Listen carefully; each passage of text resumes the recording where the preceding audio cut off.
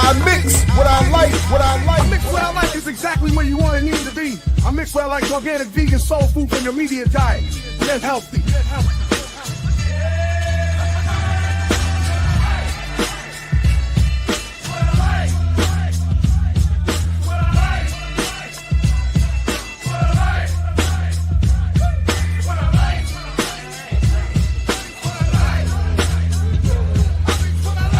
I mix what I like, We're here on I Mix What I Like.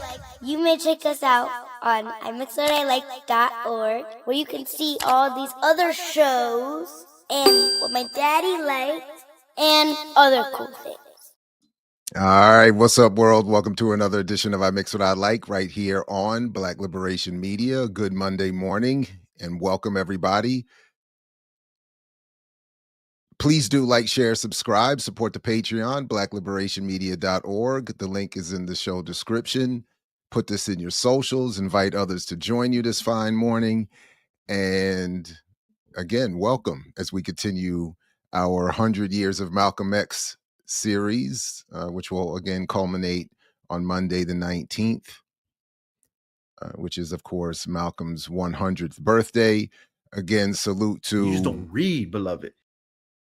For inspiring this series, and I hope you all are enjoying it and all the other great offerings here on the platform. Please do, if you haven't, go back and check Saturdays with Renee, with the great discussion we had with the Green Party Black Caucus and Angela Walker, who is no longer with the caucus, but had a lot to say and a lot of gems to drop, and look forward to having another round with that crew as well at some point. But please definitely check that out, and please do check out on I Mix What I Like the Saturday Night Live and our little bit of satire and fun with Kanye West, and a little serious look at some other things. So, but again, welcome everybody. So we have a great show lined up, and as promised, I'm going to talk a little bit about Wendy Wolf's video, the Viking Press publisher and editor who worked with Manning Marable, and we're also going to talk with our returning superstar guest, Dr. Todd Stephen Burrows, about the Life of Reinvention book, about which we offered our critique, A Lie of Reinvention, and in particular, his concluding chapter. and Dakota. So again, like, share, subscribe, support the Patreon, join the community here at Black Liberation Media, support it in however many ways you can. And again, welcome everybody to the Undefeated Chat. By the way, again, we're not live. I'm on my way to the 4-4. And but I'm sure the chat is live as always, and we'll get liver. So without further ado, let me bring up my man, Dr. Burrows. Greetings to you, sir. Good to see you again. Welcome back. It is great to be back. And, you know, Dr. Ball, you become my tether to the intellectual world, man. I mean, it's like wow. only for you would I get off of YouTube long enough to, well, be on YouTube. Right? Thank you for dragging me back into the intellectual world, because I don't know. I've checked out. I'm going to be honest with you. I have checked out, man. Why? I don't know, so many things, the election, and, you know, the technology, the fact that, you know, all my favorite YouTube channels are ramping up all their Marvel content, because there's an entire year of Marvel content in order, so that the YouTube channels keep jumping on it. So, like, I've been walking around, like, you know, with the Renee show, right? I've been walking around with that book on AI now for like 3 weeks, and I refuse to crack it open because, as you said in the clip, you know, beloved, you don't read. I'm like, yeah, that's me now. What do you? I have a hard time believing you don't read. My bad. Let me. I used to read. You remember grad school and post grad school. We used to read. Oh well, yeah, but that's a little bit different. It's gone now. It's all over. It's gone now. So again, I'm glad that you dragged me back in, because this will be probably the most serious thing I do until the next time you drag me back into something. But it's great. It's great to be here. It's great to be here for the audience, and I look forward to our discussion at the end of the month with Renee about the novel. By the way, so I'm really looking forward to that. The Life of Franklin. What is the name of it again? The Roosevelt Franklin novel. The Roosevelt Franklin. What is it called? At the Dark End of Sesame Street. Which is online free at medium.com. Okay. Yeah, I have to make sure the link is in the show description. And we're doing that at the end of this month. I'm looking forward to that. At the end of this month, on the 28th or 24th, whatever that Saturday is. So just quickly. So yes, I look forward to that. But I'm just stuck on something you just said.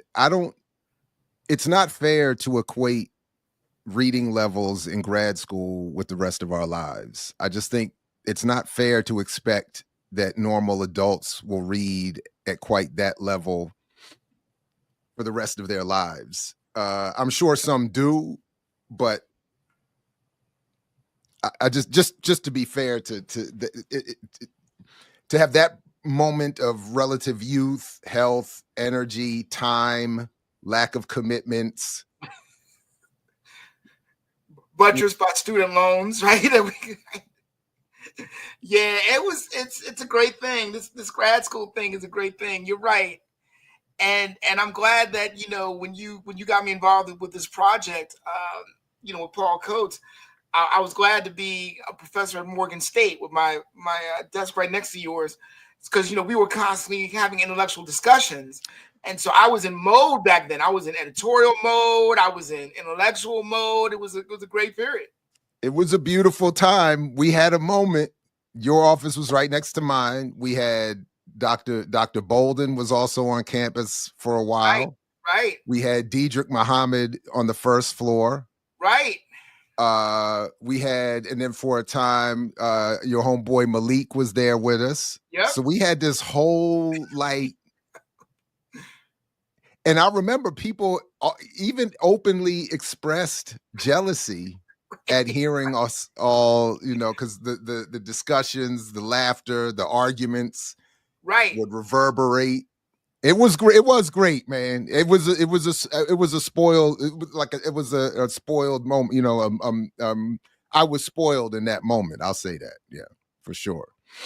Well, look, I know you're going to get to Manny Marable and Malcolm X, and I'm glad you're holding down the fort on that, because I've been delinquent, because, like I said, I've been in my own head for so long now don't think the Manning Marable book even has any significance in this kind of post-literate, post-everything environment. And so I'm glad that you're continuing the critique and making sure the critique is documented. But I don't agree with that, though. But see, that's good. I need you to not agree with that because I don't know anymore. That's what I'm saying.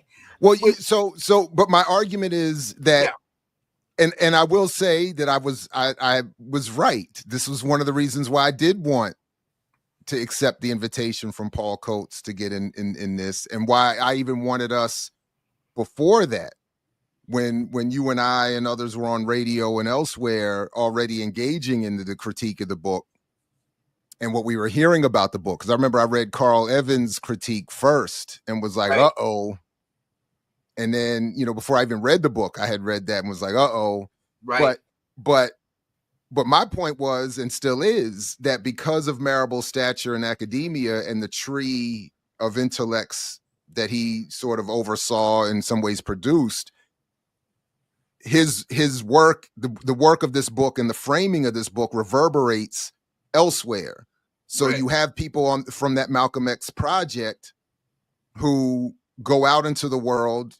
We talk about some in the book. You have the Peniel Joseph. Well, he wasn't technically on the project, but they're coming out of that intellectual tree of, you have the Peniel Josephs, you have Zahir Ali, who was on the project. You have Russell Rickford, who was on the project, going out into the world. And Ali, I think, far worse than Rickford, of course, but they're influencing Netflix documentaries and Hulu series and other documentaries and other people's research. So it does reverberate. And to this day, when people write about Malcolm, you look in the footnotes or in the bibliography, there's Marable's book. So I think it is important to because even Rickford, with all due respect, and it was great that we had that discussion at Africana a couple of weeks ago, where he acknowledged having some issues with Marable on the politics of the book. But again, in print at the time, he took a shot at us. So in defense of Marable. So all I'm saying, that's what I'm trying to say, like, it does reverberate and people take defense of it and the framing of it, and then the literal anti-radical politics of it into other work that's still so. Humbly, thank you. I needed to hear that, and I needed you to say that. Thank you. So, so this morning, what I wanted to do was, I promised last week that I would, whether you were here or not, I was hoping I could get you to join us, but I wanted to go through at least your coda from our book, and then revisit a little bit of this Wendy Wolf video, which I hadn't looked at in a long time. And I would like it if we could work it in so that you could be here for that, because we're not going to play that much of it because it's atrocious. Mm-hmm. It's absolutely atrocious. I'll make sure the link is in the show description if people want to, but it is. I don't remember it being atrocious, and I think we can argue. I know you don't, because I didn't either. Editors and writers, so that's good. So being that I only have an hour, I'm gonna be quiet and let you guide this, because I want to get to that Wendy Wolf stuff. We can talk about it and talk about the nature of book editing and that kind of thing. All right. Well, then so what we can do is then we can start with it and what. Sure. And work in reference to your book. In 1 minute. We can talk about code in 1 minute. We can get right to the video. So let's talk. And then I could talk about it even if I have to after you leave. Let's talk quickly about my coda. Go ahead. Yeah. I think it'll be okay. I think Paul Coates will be okay with this. If I can say that, if you remember, we had a big argument with Paul Coates over whether to end the book with this coda. Actually, I don't remember that. We had a big discussion over whether, and really, I think the quality of it wasn't I think what he wanted, and so I had to rewrite it and add to it, and I'm so glad that he pushed me to rewrite it and add to it, because I'm much happier with it now than what I originally had. Writing is rewriting, right?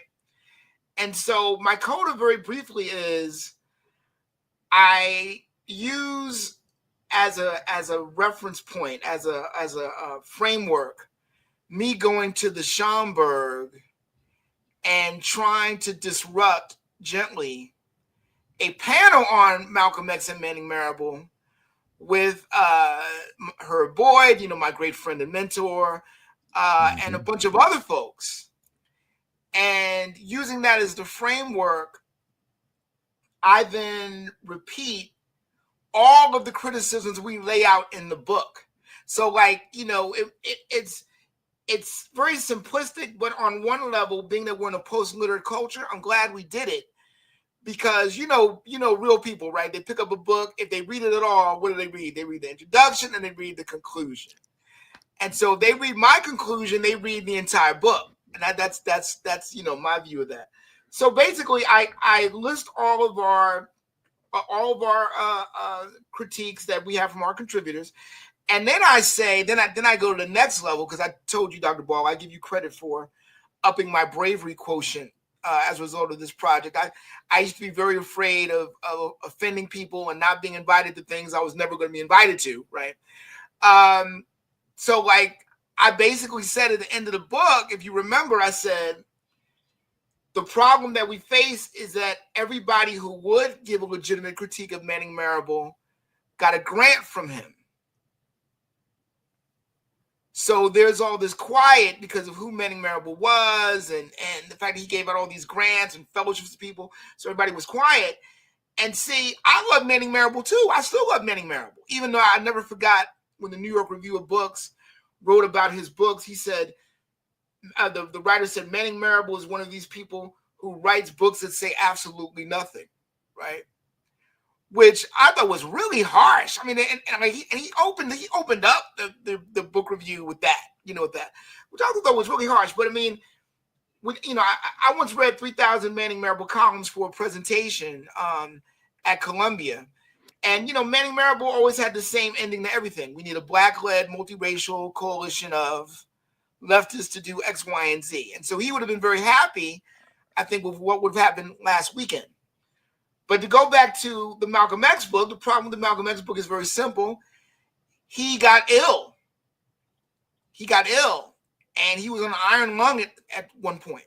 So the editor had to jump in and save the project. Now, what did he do before he got an iron lung? I don't know, because it's such a lack of primary source research and such a lack of interviews and such. I mean, all the basics of biography that everybody does, he didn't do before he got sick. And then after he got sick, the editor had to jump in. So it was just a tragedy, and I wrote about it like a tragedy. But I had to keep the tone that you established in the intro, Anatomy of a Lie, which I think is one of your most powerful pieces of writing. In fact, I think you got the writers' conferences because of that introduction was so strong. I had to keep the tone of the book that you had established, so I had to point out that, hey, he's Manning Marable, but that doesn't give him a pass. Nobody gets a pass if you do bad scholarship, particularly if you do bad scholarship about a world historical figure and you've gotten a 6-figure advance from a major publisher to do it. And so that's what I wrote. That's pretty much the coda. Kind, gentle. Right. So, well, I did, if I don't know if we want to do it now or but part of what I liked about what you were doing in the coda is I like that you couched it in the discussion of that panel that you attended, where Peniel Joseph was involved, and Zahir Ali, right? He was also involved with that one. Did I remember that right? They all kind of meld together as one person now, except for Herb. So, but I think you might be right. I know Peniel was there and Herb was there. And I know Zahir was there. All right, so that's and I had to be careful with that coda. One more thing, because in back of me was an infirm, wheelchair-bound, dying Dr. Ben. Yeah, I remember that. Yeah, Yosef Ben Yokin, and I had to decide whether I wanted to include his struggle, literally to speak, and to try to critique them after me. And I decided to not do so because it would be exploitative. But I never forgot that, again, these old school folks, man, on their dying breath, they're coming in infirm on wheeling in to still giving that radical critique. And that's why, again, I'm glad you pushed me to have the courage to really make one, because, you know, I don't know who we're going to get now, because, as you said, of all this kind of new generation of these folks who made it very clear on marketing and other things, you know, which is why I'm glad that you guys want to talk about the novel at the end of the month, because that's why I had to include the people I had to include in the novel, right? Because of that tradition that we are going to lose. That's very clear. So I just wanted to point that out as well.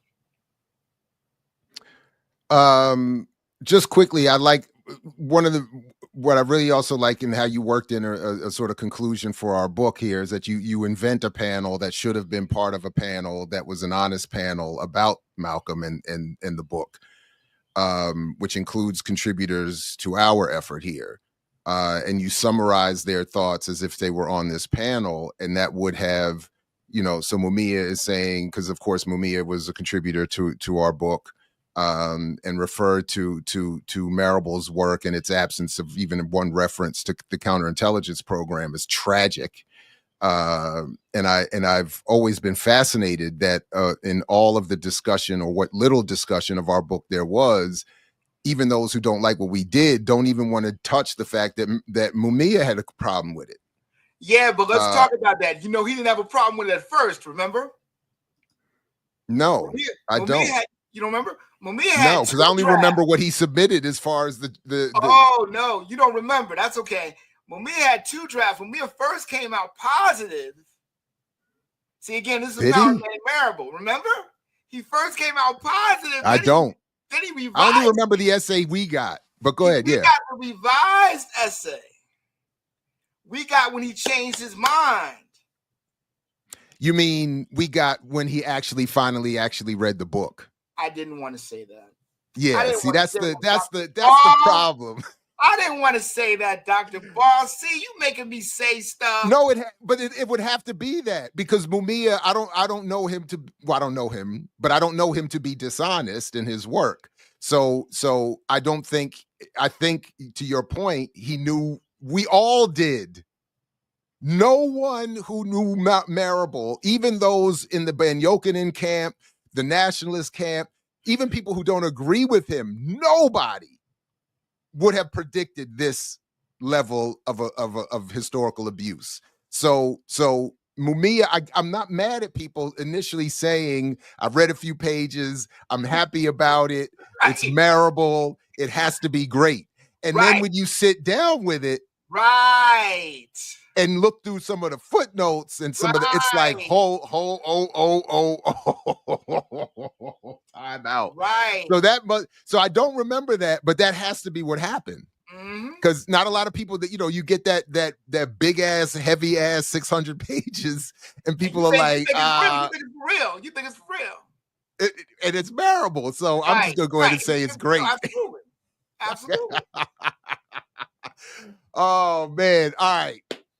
Well, let's use what little time let's use up the rest of your time with a start with this Wendy Wolf thing, because I think it actually will bring us to a lot of these other issues, and then we can double back to whatever. And thank you, because I gotta get to do some work with the Joint Center. I want to do a shout out to the Joint Center for Political and Economic Studies, Diedrich, who I used to know as the guy who used to come to my office here when we heard Jared and me talking. He would come in as a third voice. And now he's like the head of one of the top Black organizations in the United States. So I just want to do a shout out to Diedrich and the folks at the Joint Center. That's why I got to get off in about an hour to do this work. But let's jump in. All right. So I'll pull up the video here. We're not gonna play that much of it because it's really brutal. I'll put the full link in the show description, and I want people to. I don't know. I'm hesitant to say I want you to watch it, but I'll leave it there for those to check and to verify. But before I go full screen, I wanted to show they've disabled the dislikes and they've disabled the comments. Okay, and I think that's very important. And it's reflected in the Q&A that I'll come back to in a minute. Now, I remember that part of the Q&A. Okay, that is a part I remember. I'm glad. I'm really glad you're showing this because I forgot about that Q&A. Right, I forgot. Okay, but there's other parts of the Q&A that are also kind of slick too that I didn't remember. So I didn't remember a lot. Right. And so a couple of things before I get to, and I'll go a little out of order for the sake of time, but so comments are off, dislikes are off, and then I noted here that it's a painfully white lens. It's just it was almost painful to watch, just her struggle. Yes. She does, as you point out that Marable was very ill the last 9 months of his life, but claims that he was fully aware, to Russell Rickford's point, fully aware of the final version and fully supportive of the final version. I did note a couple things that in her initial phrasing where she says things like, we bring our own histories to our work, which I thought was an important almost confession. She refers to Malcolm X as a scary dude, an alien, and someone who inspired fear in even white progressives like she was back when she was young. She makes references to when Malcolm would reinvent himself and said, even saying, quote, when he was lying about himself. This was something she pointed out that was noted by Marable in his work, which I strongly would, she pointed out again how Malcolm would change himself, and then wanted to define reinvention as a positive, meaning that you would have the courage to learn and to change. So I know we took the perspective that you all are reinventing him into some neoliberal Democrat, so to speak. But her vantage point was that they were reinventing him, that his reinvention and his willingness to reinvent himself was a sign of his courage. And then she also uses the phrase that saying that Malcolm had a, quote, native intelligence. And I said, white liberals. Yeah, I heard the native intelligence. White liberals like to view Malcolm X's story as a Horatio Alger story in the Black radical venue, whereas Black Americans view Malcolm X's story as the story of one of the greatest revolutionaries who ever lived. That's right. And I think John Henry Clark, in a very famous essay, you remember this, 4 Unfinished Revolutions? Mm-hmm. And he lists Malcolm X as one of those 4, along with Patrice Lumumba and a couple of other people. I forget the other 2 people he mentioned. You probably remember. Actually, I don't remember, but I want to say, was it? I know Malcolm X and Patrice Lumumba were 2, and then there's the other 2. If you're interested in this article, essay, audience, go to Dr. Clark's book. Oh, wow. See, senior moment, 57 years old, senior moment. Notes for an African World Revolution, Africans at the Crossroads, Notes for an African World Revolution, where he includes that article essay in that book. All right, so, but I'm going to pick it up here, and I want you, because I completely missed this for years, until literally last night. So all the times I've watched this, I was probably just in such a rage that I was just not able to catch it. But tell me what you hear when you hear this part, where she's now shifting to talk about Malcolm X in pop culture. Right. In popular culture, which is Spike Lee's film. It's an amazing movie. It's an amazing that it got made. It's amazing that he got the money. It's amazing that when he ran out of money, he kept getting more money. It's amazing that he made it during the 80s, during the worst of the Reagan years, when black and white and rich and poor were at each other's throats. It's amazing that he got to film in Mecca. It's amazing that he got so much right. And rather worry about what he got wrong, which I can talk about as well, I think the contribution he really made was to put Malcolm back on the table, to bring him back into the conversation. So first, what do you think about what she just said there? It's a typical white liberal. It's a typical white liberal. But wait a minute. Did he? What is she talking about? The film came out in '92. Is she trying to point to that? She's saying that they were shooting in 4 to 5 years earlier. What she's trying to say, and she's doing a bad job of it, is that Norman Jewison was trying to do a Malcolm X film for years in the late 80s. And then Spike Lee around 1996. I know this because I actually went to one of the sets when he was filming it, when I was a reporter for the Star Ledger. because he did a scene in Newark, and I went there to see it. But was Reagan president when you did that? No. Bush had, but he had just gotten out of office. Bush had just gotten in. Okay, I know it was like 1990 or whatever. So she's conflating the Reagan era and the Bush era at the same time, and talking about the struggles that Norman Jewison had to make the film until Spike Lee basically pushed him out and said, no, a black person has to do Malcolm X. And it's kind of funny because Spike Lee was speaking around 1990 locally, and see, my mentor, Dr. Vicky Golson, told me, oh, you're covering Spike Lee? I said, yes. He said, go ask him about, is he doing a film on Malcolm X? Because, Norman Jewison was listed as a director then. So Spike takes questions, and I go, Spike, what's this I hear about you doing a film on Malcolm X? And Spike Lee looks at me very seriously and goes, Norman Jewison is the director of the film on Malcolm X. But he looks at me for a long time like, who are you? Who do you know? And so, no, man, I mean, so she's pushing a bunch of stuff together and giving a white liberal analysis. I mean, again, what she doesn't realize is that, by the time the film came out, we had 3 or 4 or 5 years of serious talk and thought about Malcolm X across the country. There was this resurgence of the thought of Malcolm X that was happening for at least 4 or 5 years before the film came out. But and that was the other. She doesn't know that. That was the other issue I had with what she was saying there. Sure. And I'm pointing to this as what I'm part of what I'm saying is that this is the worldview and the framing she's bringing to edit a book about Malcolm, and she's unaware of hip hop's influence, the resurgence that was already occurring, and that so people like me, when we make the argument that Spike's film was meant to negate all of that effort and uplift of Malcolm that might have been uncontrolled and might have actually led to Malcolm style politics, but she's just ignoring. So I just thought that, but I had not for some reason caught that before, and I thought that was a stark sort of the kind of error that goes into the editing of this book. The film was the climax of us thinking about Malcolm and talking about Malcolm for years and years and years. And I want to point out that. But you're saying it's a climax. She's saying it's the beginning of. So that's again, right. She doesn't know. Right. And my whole point, I think that we've made probably before, I know we've probably made this point before, is that, that X was marketed on hats, on T-shirts, etc. Yeah.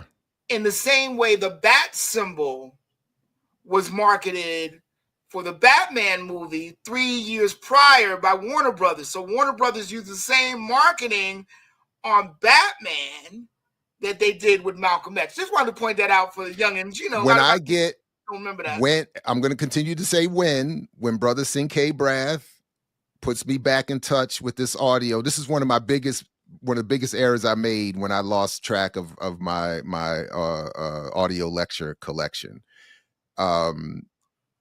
But when the Patrice Lumumba Coalition hosted that panel with Baraka, Daruba, and Clark, Ilambe, I think, was the one that pointed what you're saying out, and said that he read a quote from somebody working with Warner that said, we want to market this Malcolm X film like Batman and The Simpsons. Yep. And they were already like, we can't have Batman, Simpsons, and then Malcolm all lined up on a wall together in some marketing campaign. That was, so it's yeah. All right. So let me just go a little bit more with this, because then she says a couple other things that are interesting here. Yes, he prettied him up. It's the story that Betty wanted to tell. It's the story of their marriage, and it's filmed with warm and loving imagery of a marriage that, it's fair to say, in reality had more than its share of heartache and betrayal. And no, Betty didn't look much like Angela Bassett. So, what was that? I hate that she does that. Why are you taking a shot? What are you trying to say? You saying that Betty wasn't an attractive woman? You? I'm not sure exactly where that That's how I've always taken that every time I see it, and it always pisses me off. Why are you making this comment of all people? But anyway, all right, okay. And Angela Bassett, she just is handicapped by just being born fine, and she's gonna die 80 years old fine. So, I understand why she might want to make that comment, but it's inappropriate. I do want to point out that a trivia note about Angela Bassett. When the Malcolm X film came out in November of 1992, it was the week America and the Earth discovered Angela Bassett. Because while the Malcolm X movie came out, it was the same week that the Jacksons, an American Saga, aired on ABC, where she played Katherine Jackson. So all of a sudden, Angela Bassett for 1 week was everywhere in popular culture. By the way, I don't want to be disrespectful, but my point would be that when I look at pictures of Betty, I don't see her as any less attractive than Angela Bassett. I don't I don't have that. So I think it's an inappropriate comment, both in terms of accuracy and comparing the two. I think it's inappropriate for this woman to, in this context, be making this comment about a comparison. And then she goes on to say something I think even worse, but go ahead. Yeah. Betty Shabazz looks like a queen. I mean, that's just straight up. She was beautiful. I don't know what. In Africa. I mean, she has a beauty, a stature that I think is obvious. And by the way, as I even say to I like to point out in my own household, the pictures we're looking at of Betty are often of a woman who is not attempting to gussy herself up for a Hollywood film or a photo shoot, and is looking more or less natural and normal, and and I think makes her even more attractive. So, but again, this is not this woman to make that point in this context is crazy. I just have always been bothered by it.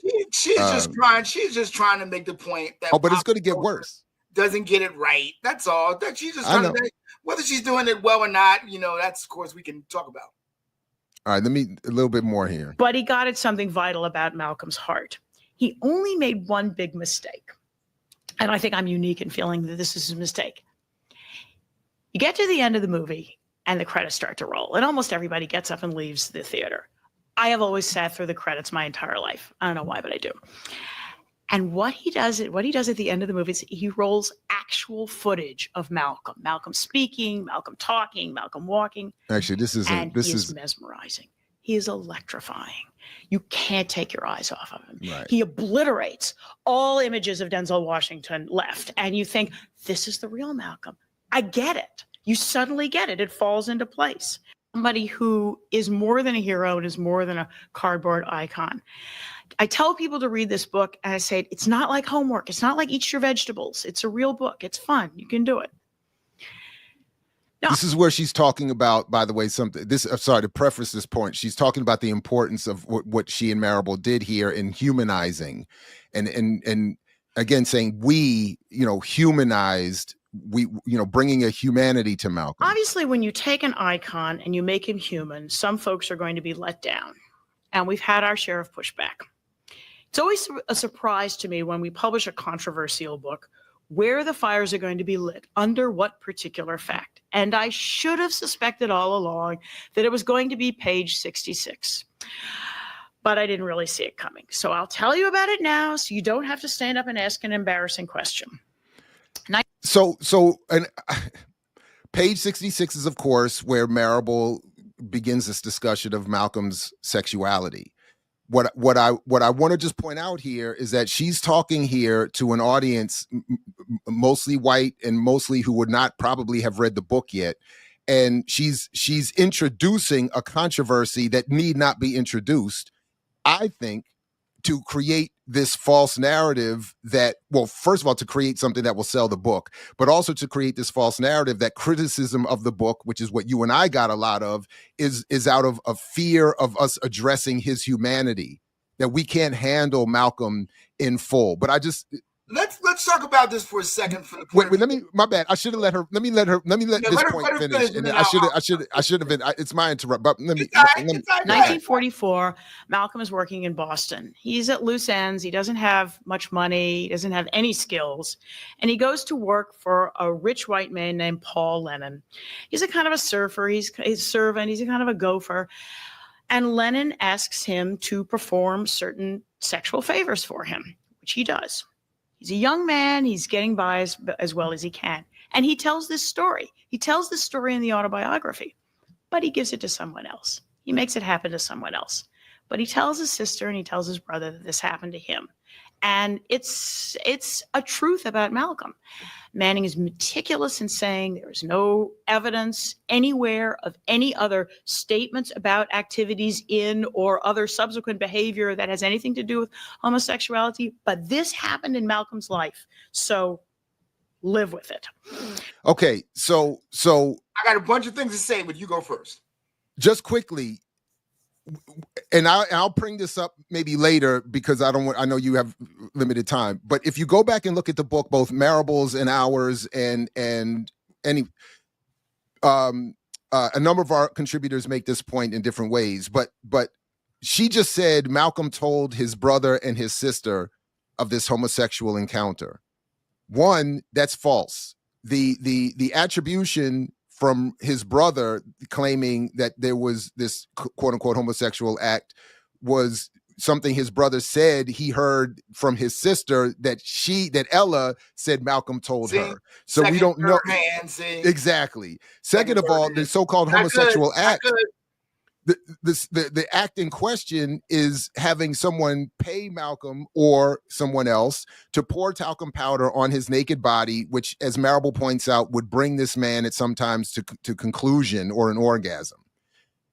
To then note, as they do later in the book, that Malcolm is a homosexual, or to even, it's a total misrepresentation, both of Malcolm's sexuality and this act. And then mostly to my point, who does not care even if Malcolm was gay, they are creating this false controversy, knowing that it will become a distraction, knowing that they can use it as a deflective moment to take us away from the fact that, as I wanted to point out earlier, and I'll come back to in a moment after you speak, that she never in this speech, as is the case in similarly done in the book, talk about Malcolm's politics. She never mentions the word socialism. She says pan-africanism literally once. She says African nationalism literally once in this hour and a half discussion. And I'll show you later in the context she even brings that up, and it's to disparage it. So my point is, you're bringing it in all to be said about Malcolm. You want to stop a lecture. No one has asked you about this. No one has brought this to you. No one has read the 600 pages and focused on the few where you all make this an unsupported claim. But she brings this up, interjects it, and says, because I don't want you to have to make and I'm just doing it to preempt all the and I know it's a complete red herring. But anyway, all right, I'll stop. Go ahead. I got to do 3 hours and 2 minutes, so let me try to do that. You're bringing out the intellectual side of me, Dr. Ball. I thought it was gone, but I'm just trying to come back. Right. One, biographers' mission is to humanize, right? So if people want to pick at that or whatever, they can do that. I've never really had a problem with that. But I do have a problem as a biographer who studied biography to talk about what is relevant or not, right? So, for instance, okay, I'm a biographer of a guy named Amir Jamal. He was in his 20s out in the street. He was married sometimes. He was not married sometimes. He was out in the street doing what heterosexual guys do, right? But I have to decide how important that is to my narrative, right? And now for my narrative, it's only important to talk about how independent he is. Give you another example. Robert Caro was always asked, how come you don't deal with Lyndon Johnson's affairs? And he goes, because they're not relevant to the story I'm talking about. I'm talking a story about power.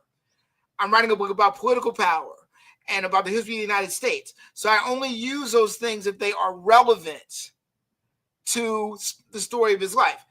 And see, every book, to justify a book, you always have to bring something new. So for instance, Les Payne, who also did a book with Malcolm X on his deathbed, right?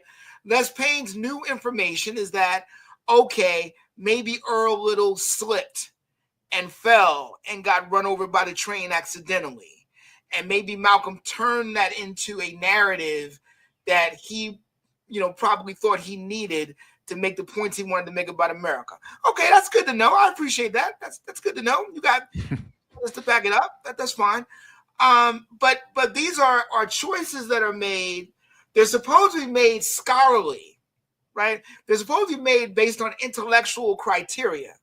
Whereas this book loved to point this out. And by the way, this has been pointed out for years and years, and for some writers trying to make Malcolm X gay, the same way they want Langston Hughes to be gay. Now, there's no, as Arnold Rampersand said, I found no evidence that Langston Hughes was gay. So I don't care one way or the other, but he said I found no evidence.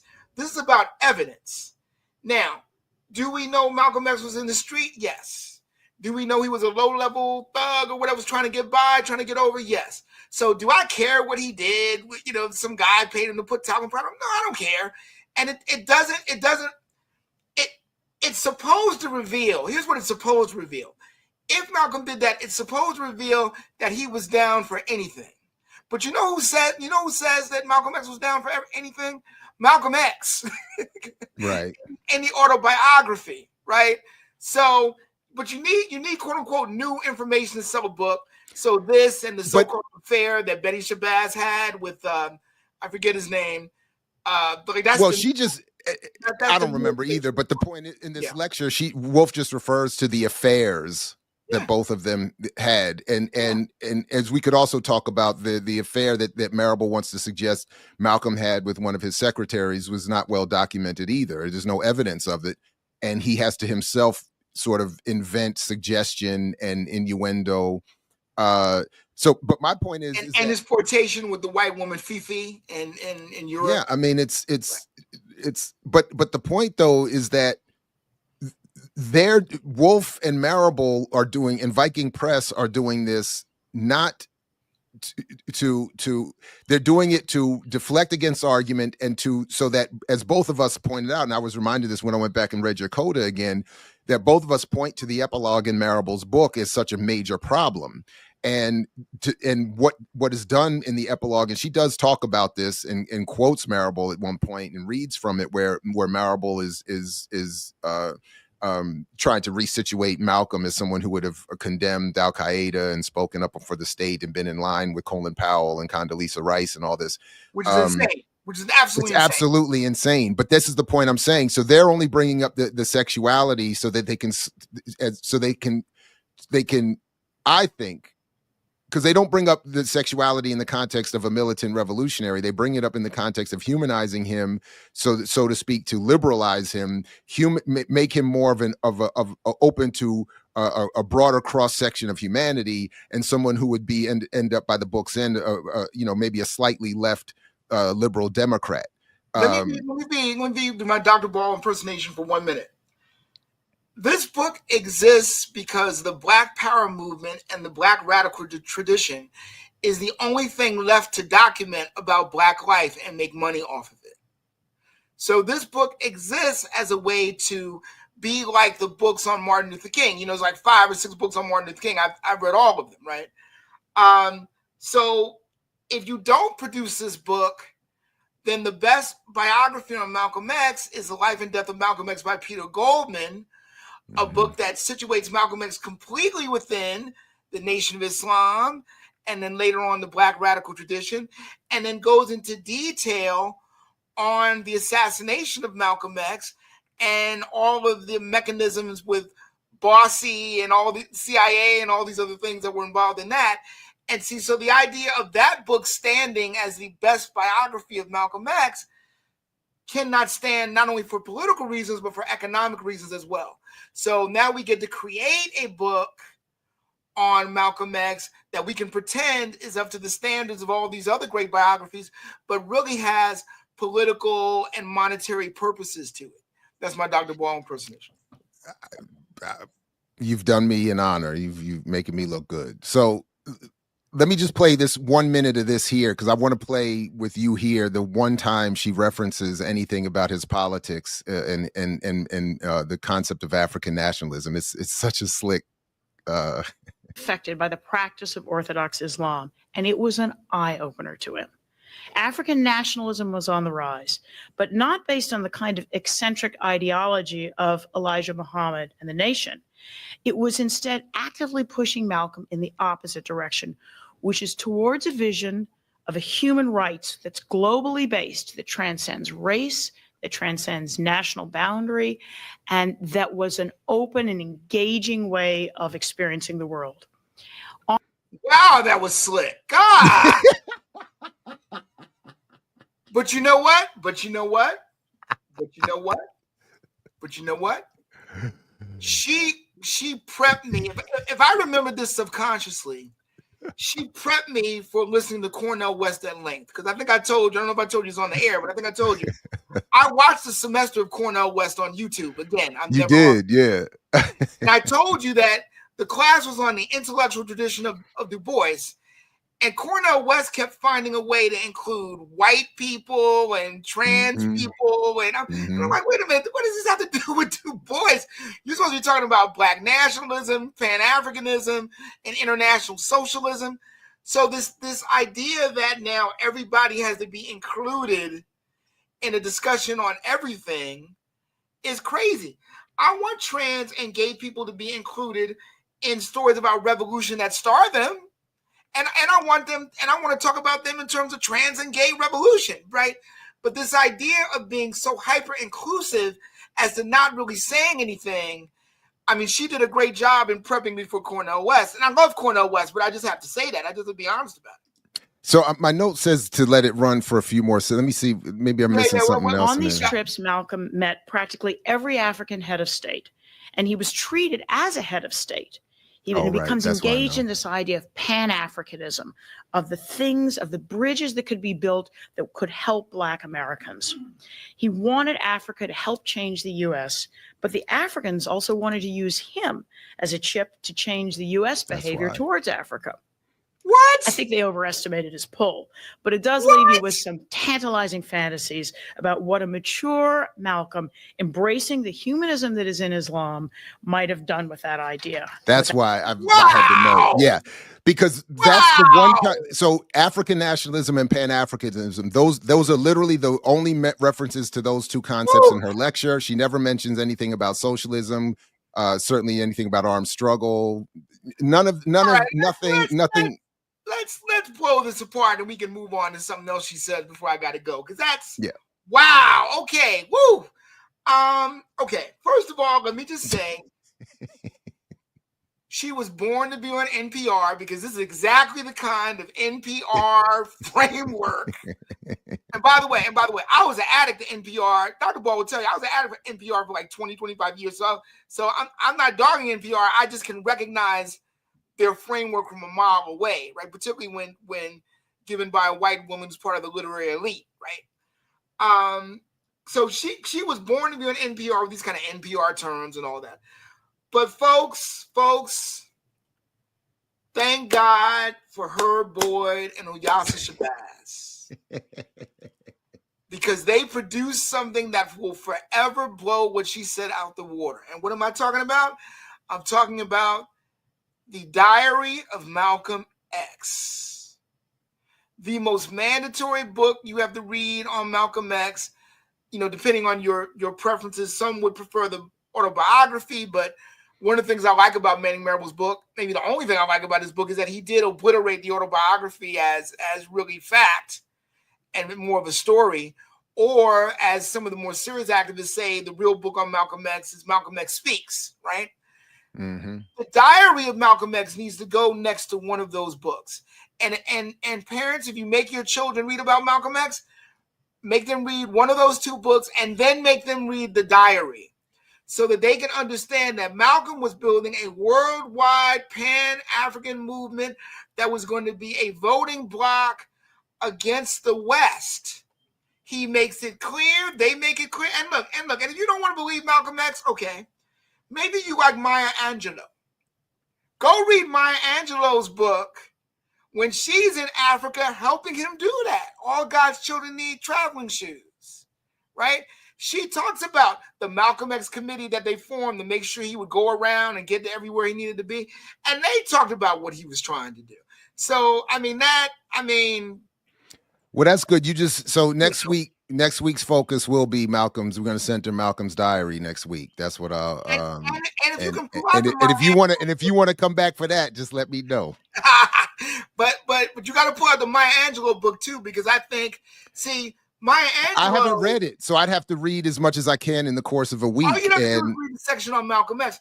But this was during Maya Angelou's Pan-African period, where she learned African languages, learned African culture. She was in Africa, and she had disavowed America.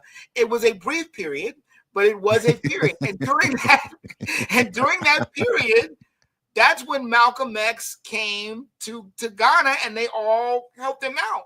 So no. Malcolm was no.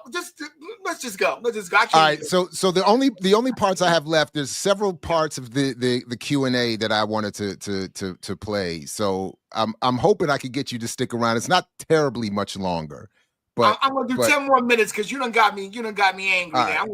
I'm gonna do 10 more minutes. So the extra 10 minutes because of anger. So listen to how she starts to frame and set up the Q&A. Whites and blacks exerting a combined power on the system would actually change it. It dazzles my mind to think of where the understanding of that power might have taken us. The Malcolm faithful have risen up to attack this book. And if you don't believe me, just go on Amazon. So I just wanted to play. I wanted you to hear that part. So she's already... Her snort, her condescension. The whole thing. Well, that too, but the dismissal of the Malcolm faithful, because this is an important. Well, Manny Marable did it in the book. Why shouldn't she do it too? I'm not saying again, of course. Let's talk about what he said. He said, "I'm doing a real book on Malcolm X because when I started doing research on Malcolm X, all I got were these kind of political tracks." Remember, he said that. He says, I used to remember the page. I think it's page 490, where he said all of the books written in the 90s were useless or something to that effect. He was like, I'm doing, everything is just, while he's citing Zach Kondo and I can't even remember, and he uses Bruce Perry's book to do the whole homosexual thing. So it's like I'm using their work by saying that they're useless and mine is the only one of value. As I say, okay, so I just want to, but she's already saying, so it's not a legit criticism. They're not bringing legit. It's this is where she's still setting this up, and she reads that section from the epilogue that I hate so much. Malcolm would certainly have condemned the terrorist attacks on September 11th as representing the negation of Islam's core tenets. A religion based on universal compassion and respect for the teachings of the Torah and the Gospels, Malcolm would have known, holds no common ground with those who employ terror as a tool for politics. Malcolm's personal journey of self-discovery, the quest for God, led him toward peace and away from violence. A deep respect for and belief in Black humanity was the heart of this revolutionary visionary's faith. And as his social vision expanded to include people of divergent nationalities and racial identities, his gentle humanism and anti-racism could have become a platform for a new kind of radical global ethnic politics. Instead of the fiery symbol of ethnic violence and religious hatred, as Al-Qaeda might project him, Malcolm X should become a representative for hope and human dignity. At least for the African American people, he's already come to embody these loftier aspirations. So that's Marable's epilogue. And that is Manny Marable's epilogue. And wow, I really forgot how far they went. You really reminded me about how far they went. Okay, folks, just some basics here. Just some basics here. Okay. We don't got time to go into detail. We just got to do basics here. Malcolm X was an African internationalist who was a Muslim, who was in Africa trying to find the African revolutionaries and couldn't find them all because they had all been dead or co-opted. He couldn't even speak at the Organization of African Unity meeting, but they let him circulate a document, right? A document, by the way, that pissed the CIA off to no end. Malcolm X lived and died as a revolutionary trying to change the world. He had a truce with white people. That was very clear. But it was also very clear he didn't have a truce with white people. I don't agree with that. He said he was very clear. He had a truce with white individuals, right? with white individuals, he said, who rose to the level of John Brown. This was a consistent theme to the very end with him. Wait a minute. He also said, and I'm doing an autobiography now. He also said, remember he shook the hand, remember he was up at the street light and said, would you shake your hands with a white man? Said, I'll shake hands with a human, right? Are you one, right? And he shook his hand. He talked about how he felt bad about telling the white girl that there was nothing she could do. So he made a truce with white individuals and with white people as individuals. But he was always clear on what the white system was. And he talked about it at length. And he talked about that he was looking at socialism and looking at communism and looking at nationalism. He talked about Black people need to form rifle clubs, right? He talked about this stuff all in the last 2 years of his life. And don't believe me, go read Malcolm X Speaks. Just go to YouTube when you finish watching the show. Just go watch Malcolm on YouTube. I mean, this is what I'm saying. It's so obvious that they're up to something. But they need this so that they can take Malcolm X off the radical perch and put him on the Obama perch. They need that because message.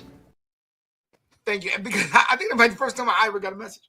But normally it's you, I think, when you make a point. But anyway, but thank you. But they needed that because let's remember, this book came out, 2011, right? So we're in the height of Obamaism, right? Yep. Obama's not even reelected yet, right? So there's a need to be like this ultra reconciliation thing of we're all in the same thing. And by the way, of course, we saw that this week with my senator. I was proud that my senator did something, but then, of course, after he does 25 hours of defending democracy, he then votes for Israel like 2 days later. So, like everybody, I mean, ironically, because I saw your thumbnail on Obama. The only thing that Obama said that made sense this week to me is that he said, "Okay, now you're going to have to sacrifice." And I thought that was real rich coming from him, right? Real rich coming from that dude, right? But I think that little bit of him that read Fanon and all those radicals back when he was in grad school came out there and said, you can't just say now and be part of the right organizations or whatever. Now you're going to have to lose something. And so Malcolm, let's be clear, Malcolm knew he was under assassination while in Africa, while in Mecca. And I think it's the diary that points out that he comes back home anyway. He could have snatched his family and stayed there and been protected. But like King, he goes back into the valley the way King goes back into Memphis. Right? See, we can't ever let go of Malcolm X and Martin Luther King. That's a really good point. We can't ever let go of Malcolm X and Martin Luther King. The diary, folks, read the diary. Herb Boyd and Yasser Shabazz. Read that book makes it clear what Malcolm was trying to do. He was not some guy just speaking in Harlem or whatever. No. So speaking of that internationalism, check this part out. Malcolm spent most of his life trying to separate from the institutions of government. Hold on, wait. I want the question to be heard. There were certainly. I heard Fidel was inspired. Because she's asked about his relationship to Fidel, and then and her answer is greetings. Incredibly Thank you, telling. Wendy. It was a very informative presentation. No, you it wasn't today. No, it wasn't. I'm interested in a relationship that Malcolm may have had with Fidel Castro. There were certainly. I heard Fidel was inspired by his devotion to cause, and I was wondering if you ever found any parallels between Fidel's success in Cuba and Malcolm's philosophy. That's a great question. Well, the biggest difference is Fidel actually got to run something. Malcolm never got to run anything. I don't know. I don't know how much I have to say on that. Sure you don't. Yeah. Malcolm. Exactly. Malcolm spent most of his life trying to separate from the institutions of government. He didn't believe he embraced the nation's attitude that, government wasn't going to help. But he wasn't fomenting revolution in the way that you traditionally think of Castro saying, trying to get other people to join him in a cause. Malcolm had, I think, a much more subtle idea of where revolution would take place. And he did not actually, one of the misconceptions about Malcolm is that he espoused violence. One of Malcolm's most famous speeches, and he gave it 4 times, is called The Ballot or the Bullet. And what he said was, unless you let Black America engage, and this is when he's beginning to think voting is probably a good idea, unless you let Black America engage, I'm not going to be able to hold them back. There are going to be fires in the street. I'm not saying I think you should burn that house down. That house is just going to burn because of the wrongness of the way our society is organized. And I don't think that's to me, that's not the image that we have of Castro. Maybe 50 years from now, we'll find out the complications of Castro as much as we find out the complications, because, So again, I think this is. First of all, she knows absolutely nothing about Fidel Castro. We can start there. 2, she almost got the last thing right about Malcolm in terms of the ballot or the bullet. But this whole thing of, see, again, the way this NPR framework, I don't violence, agree with that, nonviolence. Yeah. Malcolm talks about self-defense his whole life, his whole political life. And Martin Luther King, in his last few months, organizes gang members to protect him in marches. Again, these false dichotomies, these false binaries that don't make sense within a liberation struggle. But see, if you framework America where you're not in a liberation struggle, then you get to engage in false binaries and false dichotomies. It's absurd. First of all, we already know that King himself had been targeted after I Have a Dream by William Sullivan as the greatest threat in bringing the Negro to communism in support of Castro's revolution. And then, by the way, this is after the 63 speeches after Castro had come to visit with Malcolm at the Teresa Hotel. So if King had already caused that fear, then Malcolm hanging out with Castro in New York City is going to, obviously be, and this idea that Castro, again, is just some violent terrorist as opposed to a revolutionary human that has to be then distanced and separated from Malcolm in her attempt to give Malcolm a humanity that she would prefer he have than as the one he actually lived is crazy. But again, this is what frames the book. And then by this, dissent,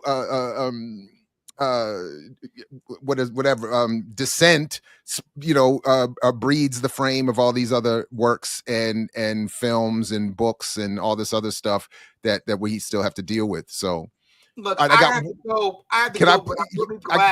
Give me one more, Todd. Give me one more. Go ahead. Give me one more, please. And this will be it. I'll let you go after this because you got to be here to see this part. All right, this is the culmination. Now, all respect due to the Third World Press book that gets the shout out here. Ours wasn't I guess, I don't know, as known yet or whatever. But anyway, check this out here. About it, but he liked traveling in high circles like that. Good afternoon. I was at a seminar during the summer at the Woodson Library in Chicago, wherein some of the Black professors of some of the Black studies in some of the universities and colleges made this comment that in the title, A Life of Reinvention, rather than using evolution, metamorphosis, or redemption, they really objected to that. And I think you sort of touched on that, because sometimes you can think people reinvent themselves for their own benefit or whatever. But the thing that I have the most problem with is the research about, I don't care whether Malcolm X, had this affair with this man or not. I like James Baldwin and other people, and that's not important to me. But I don't think the research that is presented in the bibliography in the book or in the book really substantiates that. And that is a problem. And because it's like, well, his stepsister said this, and her son said this. Recently, somebody told me that somebody told them I was married to a Caucasian man. which is not true. So people are always hearsaying and saying. And I don't think that the research really rose above that, because when I checked the bibliography, it says Right. check to something else in the autobiography. So I think that's a weakness in the book, and Watch. you might want to take a look at that. But other than that, I agree with those who have said that the book gives us so much more insight so many years later into Malcolm X, and especially through the use of the diaries. And there is a response to this book. It's called By Any Means Necessary. It's published by Third World Press in Chicago. Watch. That's what I remember about this video. Now listen, that's called my boy. You know nothing about that. That's what I remember about this video. I never forgot that part about this video. She knows all the weaknesses of the book. The sister called her out, and she had no response because there was no response. Because she knows all of that's true. But she's got a book to market. So No, I got wonderful. one more clip I'll play from that, but I know you got to go, Todd. It's always a pleasure. I appreciate you, and I'm going to be I look back forward to at the end of the month to talk about Roosevelt Franklin and Sesame Street. And I look forward to talking about that with you and Renee.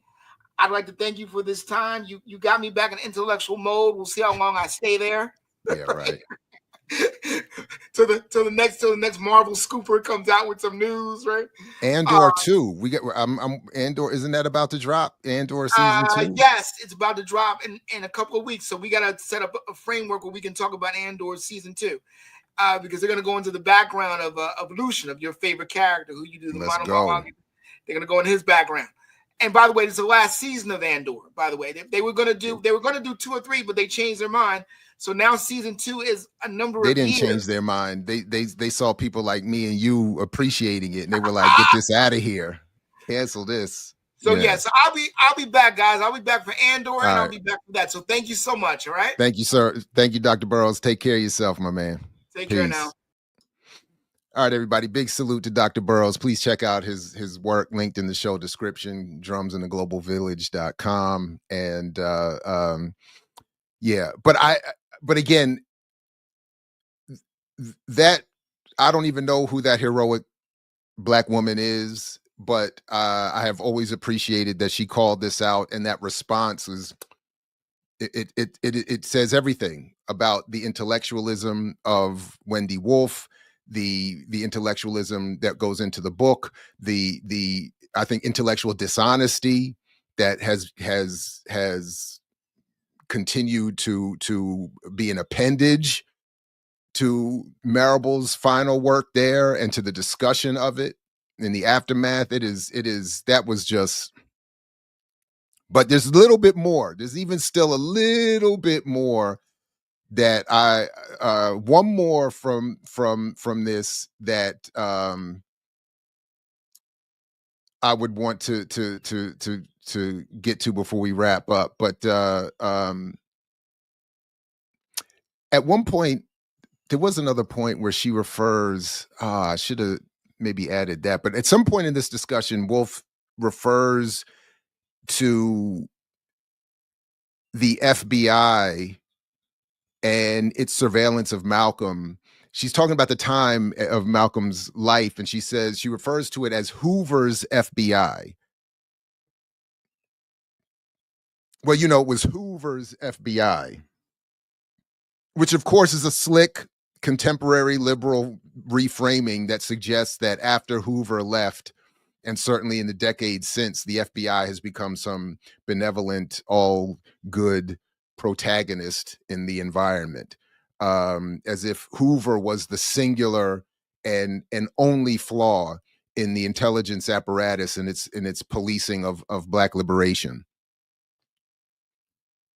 So I just wanted to, but here she's asked a question where she puts, kind of as Todd and I were talking about, another again with the false framing of Malcolm versus Martin, and further exposes again not only her worldview but that of I think most importantly, that of the book and that of the subsequent discussion of the book and Malcolm in so much pop cultural product. Wasted much time for most of his life thinking about that kind of strategy. I think he was so passionately committed to his own vision that he wasn't saying, all right, if I play the bad guy, then they'll go to the good guys and we'll get ahead that way. I don't personally buy into that theory.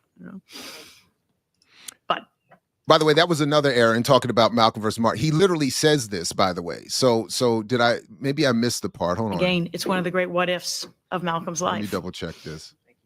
Okay. Oh no, so that was the end. So that, my fault. I got to get to the beginning of that last answer. Sorry about that.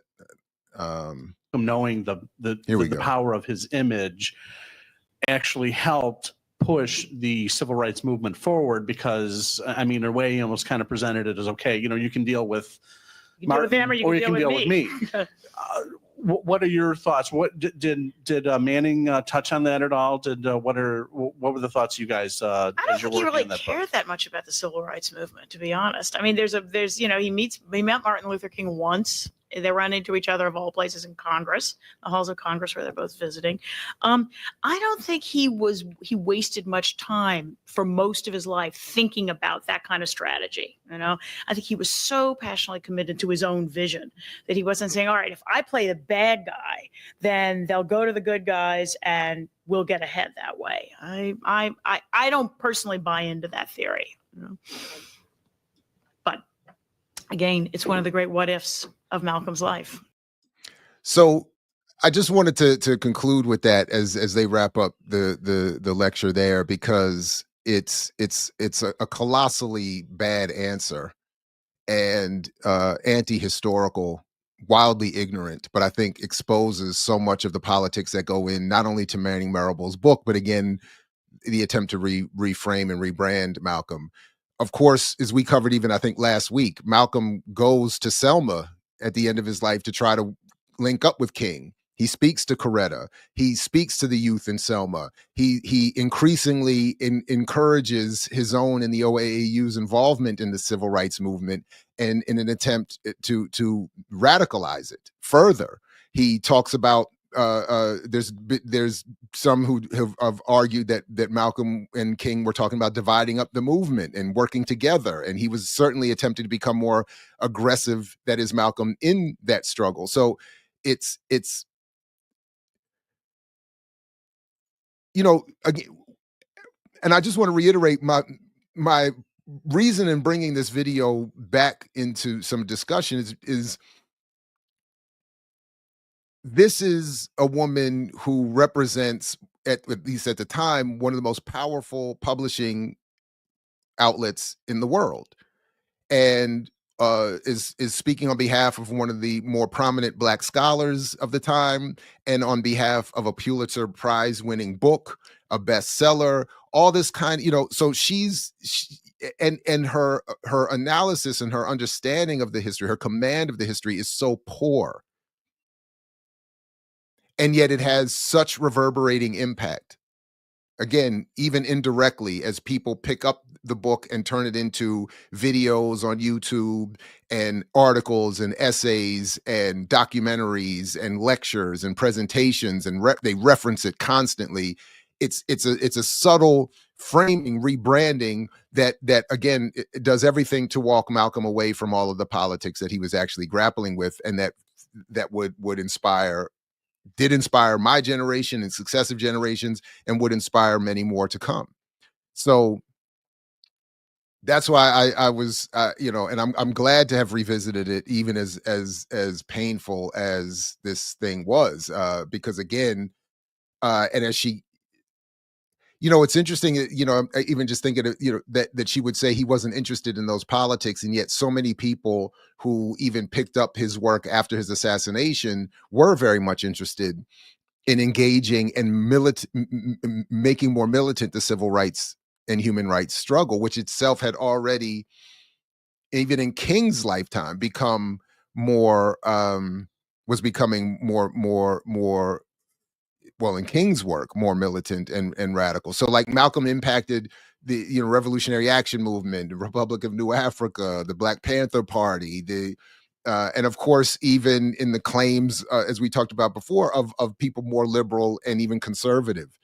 So this idea that he was not interested or was not thinking about those things and didn't consider. I mean, she referenced the Ballad of the Bullet.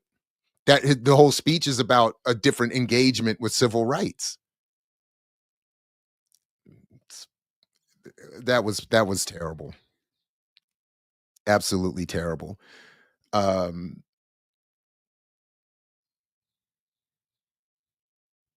So I did notice one thing. I hate to give him credit for this, but I did happen in preparing for today review a little bit more of our collection, and I happened to catch the way Kamau ended his contribution, and I you know, I hate to give this man more credit, but first of all, he notes, as she didn't, the rise of Malcolm X in terms of the community in the 80s and 90s.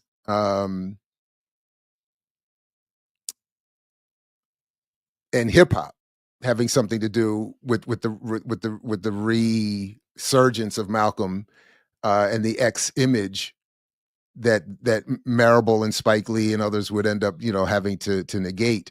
Kamau also ends up, as we all do, pointing to the flaws of the epilogue, the anti-Black nationalist bent politics of Marable. But then the way he concludes, I think, is a good way to have concluded any chapter and even today's discussion, reminding us of the militant and revolutionary African nationalist, pan-Africanist, militant nationalist Malcolm X. This was our Malcolm, as Kamau writes, the real one. Marable's attempt to kill him twice by making him more human, then to repackage Malcolm's ideas into his own version of a mature person is disdainful at best and shameful at worst.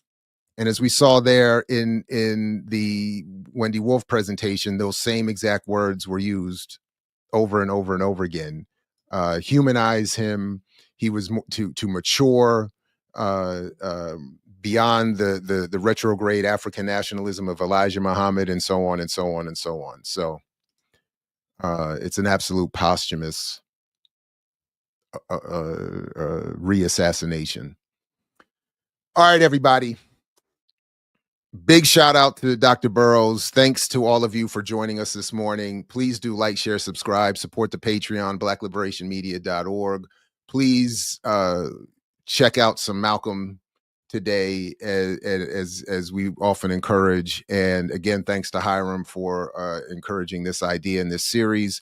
We will pick up next week with a look at minimum the diary, and I will try to get to the Maya Angelou piece as a sort of starting point for next week as we continue this 100 years of Malcolm X, and look at part 8 next week, focus on the diary. So we all have a chance to do some homework and get on the same page and see what's what.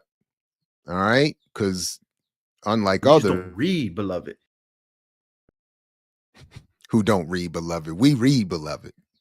So, all right, everybody. Thank you all very much once again. Peace only if you're willing to fight for it, as Fred Hampton used to say, and we'll catch you next time right here at... And what do you sacrifice? Calm, kindness, kinship, love. I've given up all chance at inner peace. I made my mind a sunless space. I share my dreams with ghosts. I wake up every day to an equation I wrote 15 years ago, for which there's only one conclusion. I'm damned for what I do. My anger, my ego, my unwillingness to yield, my eagerness to fight, have set me on a path from which there's no escape. I yearn to be a savior against injustice without contemplating the cost, and by the time I look down, there's no hell already ground beneath my feet. What is my sacrifice? I'm condemned to use the tools of my enemy to defeat them. I burn my decency for someone else's future. I burn my life to make a sunrise that I know I'll never see. Well, the ego that started this fight will never have a mirror or an audience or the light of gratitude. So what do I sacrifice? Everything. I mix what I like, what I like, what I like, what I like, what I like.